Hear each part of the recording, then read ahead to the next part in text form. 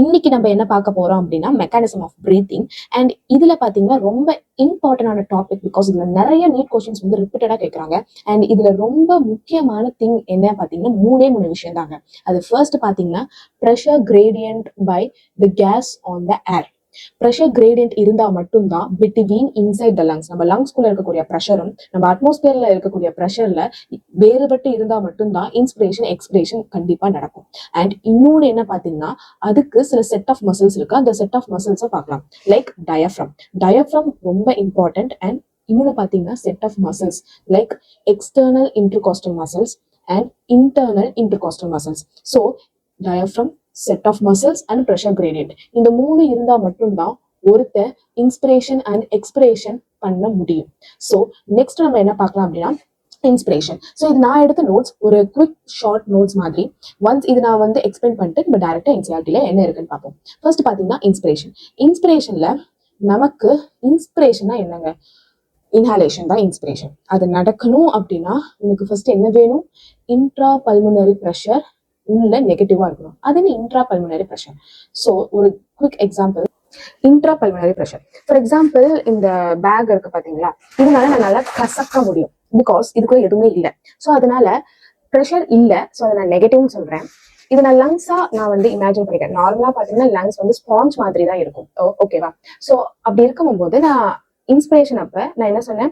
முன்னாடி அதோட ப்ரெஷர் கம்மியா இருக்கும்னு சொன்னேன். இன்ட்ரா பல்மனரி ப்ரெஷர் வந்து கம்மியா இருக்கும், நெகட்டிவா இருக்கும். இப்ப இதை நீங்க வந்து ஒரு லங்ஸா இமேஜின் பண்ணிக்கோங்க. ஸோ லங்ஸுக்குள்ள இதுல ப்ரெஷர் எதுவுமே இல்லை, பிகாஸ் எந்த ஒரு திங்ஸும் இல்லை. ஸோ அதனால நல்லா கசக்க முடியும். ஸோ மீனிங் என்ன அப்படின்னா ப்ரெஷர் இல்லை, ஸோ இன்ட்ராபல்மனரி ப்ரெஷர் இல்லை. ஸோ நம்ம லங்ஸுக்குள்ள ப்ரெஷர் கிடையாது. ஆனா வெளியே திஸ் இஸ் அட்மாஸ்பியர், லங்ஸ் நம்ம சுத்தி இருக்கிற அட்மாஸ்பியர், அதுல ப்ரெஷர் இருக்கு. ஸோ அப்படி இருக்கிறனால மட்டும்தான் இன்ஸ்பிரேஷன் நடக்கும். ஓகேங்களா? நெக்ஸ்ட் பாத்தீங்கன்னா நான் என்ன சொன்னேன்? இன்ட்ராபல்மனரி ப்ரெஷர் நம்ம லங்ஸுக்குள்ள நெகட்டிவா இருக்கும், ஆனா வெளியே இருக்கிற ப்ரெஷர் அதிகமா இருக்கும். நெக்ஸ்ட் எனக்கு diaphragm and set of muscles வேணும். ஸோ அது என்ன diaphragm and set of muscles நான் என்னன்னு காமிக்கிறேன். ஸோ இங்க பாத்தீங்க அப்படின்னா இது வந்து உங்களுக்கு டயஃப்ரம். ஓகேவா?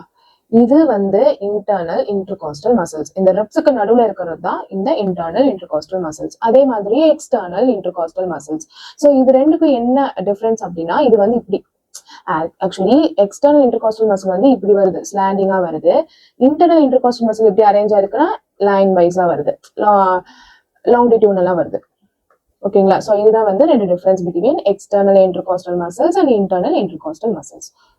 ஸோ நான் என்ன சொன்னேன்? இன்ட்ரா பல்மனரி ப்ரெஷர் கம்மியா இருக்கும்னு சொன்னேன். ஸோ இங்க பாத்தீங்க அப்படின்னா இந்த ப்ரெஷர் கம்மியா இருந்துச்சுன்னா நம்ம பிசிக்ஸ்ல என்ன படிச்சிருக்கோம்? வால்யூம் அதிகமாகும் அப்படின்னு சொல்லியிருக்கேன். ஸோ அப்ப வால்யூம் அதிகமாகுது அப்படின்னா எந்த செட்டப்னால நம்மளோட லங்ஸ் அண்ட் தோராசிக் வால்யூம் அதிகமாகுது? ஃபர்ஸ்ட் நான் என்ன சொன்னேன்? டயஃப்ரம் மோஸ்டா இந்த மாதிரி ரெஸ்ட் ஸ்டேட்ல டோம் ஷேப்ல இருக்கும்.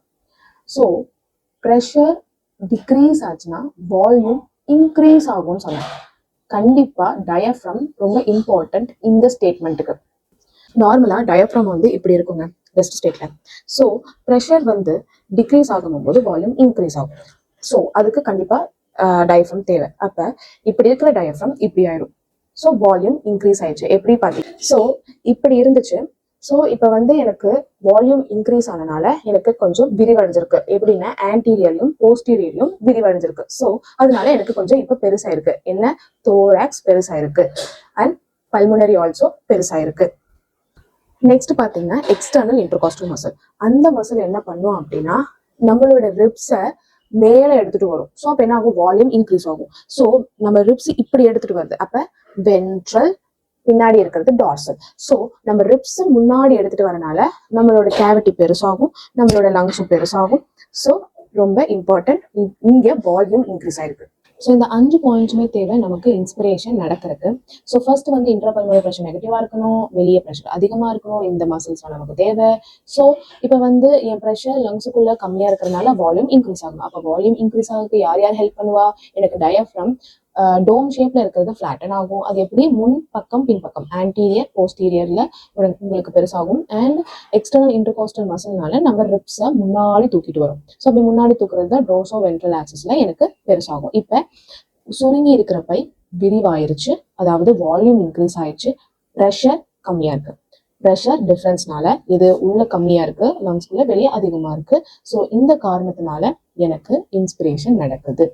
ஓகே, இந்த இன்ஸ்பிரேஷன் ப்ராசஸ் வந்து ஒரு ஆக்டிவ் ப்ராசஸ்ன்னு சொல்றாங்க. ஏடிபி யூஸ் ஆகுது. ஏன் ஏடிபி யூஸ் ஆகுது அப்படின்னா, இங்க பாத்தீங்கன்னா இங்க இருக்கிற எக்ஸ்டர்னல் இன்டர்கோஸ்டல் மசில் வந்து உங்களைய ரிப்ஸை மேல எடுத்துட்டு போகுது, அதாவது ரிப்ஸை விரிவடைய வைக்குது. அப்ப என்ன ஆகுது, அங்க இருக்கிற ஸோ இந்த மசில் எக்ஸ்டர்னல் இன்டர்காஸ்டல் மசில்ஸ் உங்களுக்கு இழுத்து பிடிக்கிறனால தான் அங்கே ஏடிபி யூசஸ் ஆயிருக்கு. ஸோ இப்போ இன்ஸ்பிரேஷன் முடிஞ்சிருச்சு. நெக்ஸ்ட் ஸ்டெப் பார்த்தீங்கன்னா எக்ஸ்பிரேஷன். இன்ஸ்பிரேஷனோட ரிவர்ஸ் ஸ்டெப் தான் எக்ஸ்பிரேஷன். இது வந்து பாசிவ் ஃபார்ம். பாசிவ் ஃபார்ம் ஏன் பாசிவ் ஃபார்ம்? இங்க எல்லாமே ரிலாக்ஸ் ஆகுது. ஸோ கண்ட்ராக்டடான எல்லா மசில்ஸும் இப்போ ரிலாக்ஸ் ஆகுது. ரிலாக்ஸேஷனுக்கு ஏடிபி தேவை கிடையாது. இப்போ அதாவது ஃபிளாட்டனா இருக்கக்கூடிய டயஃப்ரம் நார்மல் ஷேப்புக்கு வருது, டோம் ஷேப். நார்மலாவே ரெஸ்ட் கண்டிஷன்ல டோம் ஷேப்ல தான் இருக்கும் நான் சொல்லியிருக்கேன். Next relaxation of external intercostal muscle. அங்க டைட்டா பிடிச்சிட்டு இருந்த அந்த எக்ஸ்டர்னல் இன்டர்கோஸ்டல் இந்த மாதிரி இந்த மசில்ஸ் ரொம்ப டைட்டடா இருந்துச்சு. ஸோ இப்படி டைட்டடா இருந்த மசில்ஸ் இப்ப ரிலாக்ஸ் ஆயிருக்கு. நெக்ஸ்ட் பாத்தீங்கன்னா contract of internal intercostal muscles.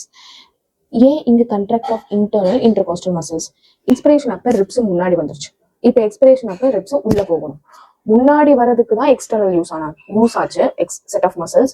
இப்ப இந்த ரிப்ஸை நான் முன்னாடி எடுத்துட்டு வரணும். அதுக்கு தான் எனக்கு இன்டர்னல் இன்டர்காஸ்டல் மசில்ஸ் யூஸ் ஆகுது. ஸோ அப்படி இருக்கும்போது ரிப்ஸை உள் வாங்கி எடுத்துட்டு வருது அண்ட் டவுன்வர்ட் ரிலாக்ஸ் ஆகுறதுனால கொஞ்சம் ரிப்ஸ் எல்லாம் கீழே போகும். அண்ட் வால்யூம் இந்த தோராக்ஸ் டிக்ரீசஸ். இப்போ வால்யூம் டிக்ரீஸ் ஆகும், ப்ரெஷர் இன்க்ரீஸ் ஆகும் due to pressure gradient. So எதனால இப்படி நடக்குது அப்படின்னா, இன்ஸ்பிரேஷன் அப்ப ப்ரெஷர் கம்மியா இருந்துச்சு, வால்யூம் அதிகமா இருந்துச்சு. அப்படியே ஆப்போசிட் தாங்க. இங்க வால்யூம் கம்மியாகும், ஏன்னா உள்ள நிறைய எக்ஸஸ் ஆஃப் கேசஸ் இருக்கு. இப்ப அந்த கேசஸை வெளியே அனுப்பணும். when compared to atmospheric pressure கம்மியா இருக்கும், ஆனா நம்ம லங்ஸ்குள்ள இருக்கக்கூடிய ப்ரெஷர் அதிகமா இருக்கும் எக்ஸ்பிரேஷன் கண்டிஷன் அப்ப வால்யூம் கண்டிப்பா டிக்ரீஸ் ஆகிதான் இருக்கும். ஸோ அதனால டியூ டு இந்த ஒரு ப்ரெஷர் கிரேடியன்ட்னால எனக்கு எக்ஸாலேஷன் நடக்கும். ஸோ இப்போ நான் சொன்னதுல அந்த ஷார்ட் ஃபார்ம். இப்போ நம்ம வந்து என்சிஆர்டில பிரீஃபா பார்ப்போம். Mechanism of breathing involves 2 stages. Inspiration, during which the atmospheric air is drawn in. Expiration, by which the alveolar air is released out. So என்ன சொல்றாங்க, இன்ஸ்பிரேஷன்னா வெளியே இருக்கிற ஏர்ஸ் எல்லாம் உள்ள வருது, எக்ஸ்பிரேஷன்னா ஸோ லங்ஸ்ல தானே ஆல்வியோலஸ் ப்ரெசென்ட் ஆயிருக்கு, ஸோ அதில் இருக்கிற ஏர்ஸ் எல்லாம் வெளியே போகுது. நெக்ஸ்ட் பார்த்தீங்க அப்படின்னா the movement of air into and out of the lungs is carried by முக்கியமான word which is a pressure gradient between the lungs and the atmosphere. Inspiration can occur if the pressure within the lunguக்குள்ள இருக்கிறது intra pulmonary pressure is less than atmospheric pressure, that is a negative pressure in the lung with respect to atmospheric pressure. So அதாவது லங்ஸுக்குள்ள இருக்கக்கூடிய pressure ரொம்ப கம்மியா இருக்கு, அதாவது நெகட்டிவ்ல இருக்கு, and compared to வெளியே பாசிட்டிவ்ல இருக்கு. ஸோ உள்ள வந்து கம்மியா இருக்கு, வெளியே வந்து அதிகமா இருக்கு. ஸோ உள்ள இருக்கிற ப்ரெஷர் நம்ம என்ன ப்ரெஷர்னு சொல்றோம்? இன்ட்ரா பல்மோனரி ப்ரெஷர்னு சொல்றோம். Intra pulmonary pressure. ஸோ அதே மாதிரி expression take place. Intrapulmonary pressure is higher than the atmospheric pressure. So இந்த டயக்ராம்ல பாத்தீங்க அப்படின்னா இங்க இருக்கக்கூடிய ப்ரெஷர் ரொம்ப அதிகமா இருக்கு, வெளியே கம்மியா இருக்கு அப்படின்னு சொல்றாங்க. நெக்ஸ்ட் பாத்தீங்க அப்படின்னா ஸோ நெக்ஸ்ட் வந்து the diaphragm and specialized set of muscle, that is external and internal intercostal muscles between ribs, help in generation of such gradient. So இந்த மாதிரி மசில்ஸ் இருந்தா மட்டும்தான் என்னால அந்த வால்யூம் இன்க்ரீஸ் ஆகும், வால்யூம் டிக்ரீஸ் ஆகும், ப்ரெஷர் இன்க்ரீஸ் ஆகும் அண்ட் ப்ரெஷர் டிக்ரீஸ் ஆகும். ஓகேவா? ஸோ இந்த டோம் ஷேப்ல இருக்கு பாத்தீங்களா, இதுதான் டயஃப்ரம். அண்ட் இந்த ரிப்ஸ், 2 ரிப்ஸுக்கு நடுவுல தான் உங்களுக்கு அந்த செட் ஆஃப் மசில்ஸ் இருக்கு. எக்ஸ்பிரேஷனுக்கு என்ன மசில் யூஸ் பண்ணுவாங்க அப்படின்னா இந்த இன்டர்னல் இன்டர்காஸ்டல் மசில், இது எக்ஸ்பிரேஷனுக்கு. ஆனா இன்ஸ்பிரேஷனுக்கும் இந்த ரிப்ஸ்க்கு நடுவில் ஒரு மசில்ஸ் ப்ரெசென்டா இருக்கும். அது என்ன யூஸ் பண்றாங்க அப்படின்னா எக்ஸ்டர்னல் இன்டர்காஸ்டல் மசில். ஓகேவா? External intercostal muscle, external intercostal muscles use பண்ணுவாங்க. ஸோ நெக்ஸ்ட் பார்த்தீங்க அப்படின்னா ஃபர்ஸ்ட் ஸ்டெப் என்ன, இன்ஸ்பிரேஷன் நடக்கணும், அதாவது ஏர் வந்து ஃபில் ஆகணும் லங்ஸ்குள்ள. So inspiration is initiated by the contraction of the diaphragm which increases the volume of thoracic chamber anterior and posteriorly.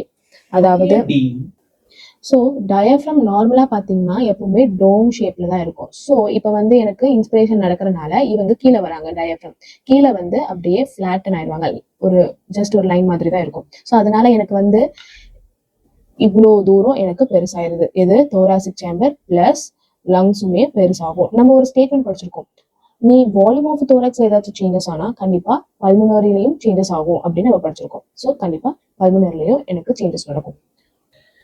Next பாத்தீங்கன்னா the contraction of the external intercostal muscles lift the ribs and the sternum and increase in the volume of thoracic chamber in dorsoventral axis. So இப்போ external intercostal muscles ரெப்ஸுக்குள்ள இருக்குன்னு சொன்னேன். So இவங்க என்ன பண்ணுவாங்கன்னா இப்படி ரெப்ஸை வெளியே எடுத்துட்டு போவாங்க. ஸோ ரிப்ஸ் வெளியே எடுத்துட்டு போகிறது மட்டும் இல்லை, நடுவில் என்ன இருக்கு, ஸ்டர்னத்தையும் வெளியே எடுத்துட்டு போவாங்க, அப்படியே தூக்குற மாதிரி இருக்கும் வெளியே போறது. ஸோ இப்போ என்ன ஆச்சு, டார்சோ வென்ட்ரலி. அது என்ன டார்சோ வென்ட்ரலி, முன்பக்கம் வந்து வென்ட்ரல்னு சொல்லுவோம், பின்பக்கம் வந்து டார்சல் அப்படின்னு சொல்லுவோம். ஸோ நெக்ஸ்ட் இப்போ இந்த ரெண்டு செட் ஆஃப் மசில்ஸ்னால எனக்கு இன்க்ரீஸ் இந்த thoracic volume which also increase in the pulmonary volume and increase in the pulmonary volume. So volume increase ஆச்சுன்னா என்ன ஆகும், எனக்கு pressure decrease ஆகுது. ஸோ எனக்கு pressure வந்து decrease ஆனனால when compared to atmospheric pressure, இந்த pressure gradient-னால எனக்கு வெளியே இருக்க ஏர் வந்து உள்ள வரும், லங்ஸுக்குள்ள வரும். அது பேரு, அந்த ப்ராசஸ் நடக்கிற பேரு தான் எனக்கு இன்ஸ்பிரேஷன். இப்ப எல்லாத்தையும் ஆப்போசிட்ல நடக்கிறது தான் எக்ஸ்பிரேஷன். ஸோ எனக்கு ரிலாக்ஸேஷன் ஆஃப் டயஃப்ரம். ஸோ இங்க பாருங்க, இப்படி இருந்த கண்ட்ராக்டட் டயஃப்ரம் எனக்கு எக்ஸ்பிரேஷன்ல அதே ஸ்டேஜுக்கு டோம் ஸ்டேஜுக்கு போகுது. So that is relaxation of diaphragm. அது வந்து எனக்கு first step. And external internal costal muscle return the diaphragm and sternum to the normal position. So இங்க நம்ம ஒரு வேர்டை நம்ம இன்க்ளூட் பண்ணிக்கலாம், இங்க அவங்க எழுதல இன்டர்னல். ஸோ இந்த இன்டர்னல் இன்டர்காஸ்டல் மசில்ஸ் வந்து என்ன பண்ணுவாங்கன்னா, இப்படி வெளியே போச்சு பாத்தீங்களா ரிப்ஸ், அதை உள்ள எடுத்துட்டு வரணும். ஸோ இங்க பாருங்க, உள்ள எடுத்துட்டு வரதுக்கு தான் என்ன மசில் யூஸ் பண்ணியிருக்காங்க, இன்டர்னல் இன்டர்காஸ்டல் மசில்ஸ் யூஸ் பண்ணியிருக்காங்க. And back the sternum in normal position and reduce the thoracic volume. இப்ப பெருசா இருந்த இந்த மாதிரி முன்னாடி பெருசா இருந்துச்சு, இப்ப இந்த இன்டர்னல் இன்டர்காஸ்டல் மசில் என்ன பண்ணிருச்சு, உள்ள இழுத்துட்டு வந்துருச்சு. அப்ப என்ன ஆயிருக்கு, வால்யூம் டிக்ரீஸ் ஆயிருக்கு.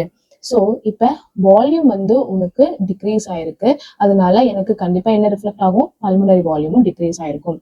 ஸோ இதனால எனக்கு உள்ள இருக்கக்கூடிய ப்ரெஷர் இன்க்ரீஸ் ஆகுது when compared to the atmospheric pressure. அதாவது intrapulmonary pressure வந்து எனக்கு இங்க பாசிட்டிவா இருக்கு when compared to the atmospheric pressure. இந்த pressure gradient இன்க்ரீஸ் ஆயிருக்கு, அதனால எனக்கு உள்ள இருக்கிற ஏர், அதாவது alveolar ஏர் வந்து எனக்கு from higher concentration to lower concentration வெளியே போயிருது. இப்ப இங்க என்ன நடக்கிற ப்ராசஸ் பேரு எக்ஸ்பிரேஷன் ப்ராசஸ்.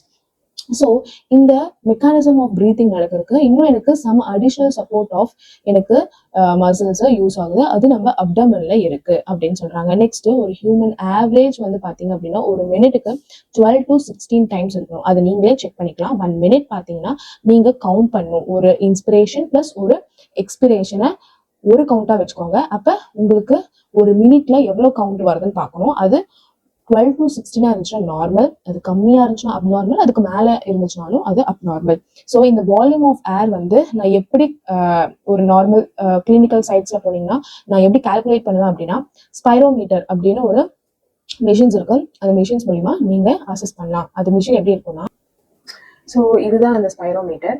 இந்த ஸ்பைரோமீட்டரை யூஸ் பண்ணி தான் உங்க லங்ஸ்ல எவ்வளோ கெப்பாசிட்டி இருக்கு பிளஸ் உங்க லங்ஸ் வால்யூம்லாம் எவ்வளோ இருக்குன்னு கிளினிக்கல் சைட்ஸ்ல நம்ம தெரிஞ்சுக்கலாம். ஸோ இந்த பால்ஸ்லாம் இருக்கு பாத்தீங்களா, ஸோ பேஷண்ட்டை வந்து ப்ளோ பண்ண சொல்லுவாங்க. ஸோ அப்போ எவ்வளோ ஸ்ட்ரென்த் கொடுத்து அவங்க பாலை வந்து மேலே தள்ளுறாங்க, ஸோ அதை வந்து நம்ம கிளினிக்கல் சைட்ஸ்ல கத்துக்குவோம். ஸோ மெக்கானிசம் ஆஃப் பிரீத்திங் முடிஞ்சிருச்சு, உங்களுக்கு கண்டிப்பா புரிஞ்சிருக்கும்னு நினைக்கிறேன். அண்ட் நான் ஒரு ஹோம்ஒர்க் தரேன். என்ன அப்படின்னா, நம்ம இப்போ ஒரு ஸ்டேட்மெண்ட் படிச்சோம், 12 to 16 பிரீத் வந்து பெர் மினிட்ல நம்ம வந்து விடுவோம் அப்படின்னு. ஸோ நீங்க 1 minute 12 to 16 பிரீத் வருதா இல்லையா அப்படின்னு நீங்க செக் பண்ணி பாருங்க. அதாவது 1 இன்ஸ்பிரேஷன் ஒரு எக்ஸ்பிரேஷன், அதை நம்ம ஒன்னா எடுத்துக்கணும். ஒரு இன்ஸ்பிரேஷன் நடக்கும் போதும் சரி, ஒரு எக்ஸ்பிரேஷன் நடக்கும் போதும் சரி, அதை பண்ணா எடுத்துக்கணும். And next sequence inspiration and எக்ஸ்பிரேஷனை அது 2ஆ எடுத்துக்கணும். ஸோ அந்த மாதிரி ஒரு மினிட்ல எவ்வளவு வருதுன்னு பாருங்க. அப்படி நீங்க அதை கரெக்டா பண்ணிட்டீங்கன்னா கமெண்ட்ல நீங்க அதை ரிப்ளை பண்ணுங்க. ஸோ நம்ம நெக்ஸ்ட் வீடியோல பார்க்கலாம்.